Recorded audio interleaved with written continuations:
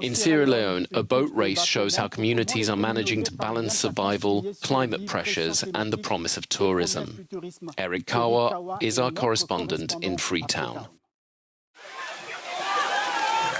A competition for coastal communities, this boat race reveals how they are balancing survival, climate pressure and the promise of tourism.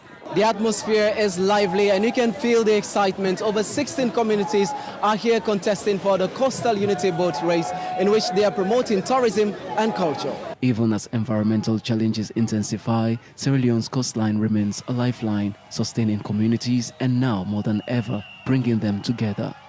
This is the winning team. We came here to prove that Kissi Terminal, Port Loco, has the team. We are the winners. For locals, the competition is all about speed, skill and bragging rights on the water.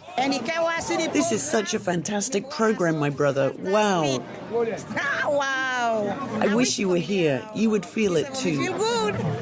It was really nice and exciting. I came with my family and friends, and people actually turned up, and it was nice. Organizers believe this Coastal Unity Boat Race showcases coastal communities' efforts to preserve tradition while adapting to rising seas and creating new opportunities for the future. We know that there is a vast resource out there in the ocean, and these coastal communities live right at the door of the ocean.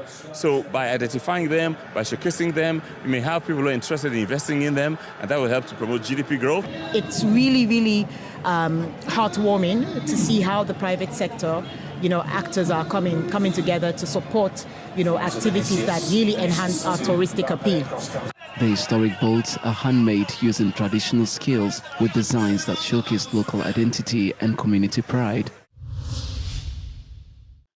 And like every week on Africanews Today, here is our weekly agenda with dates to remember.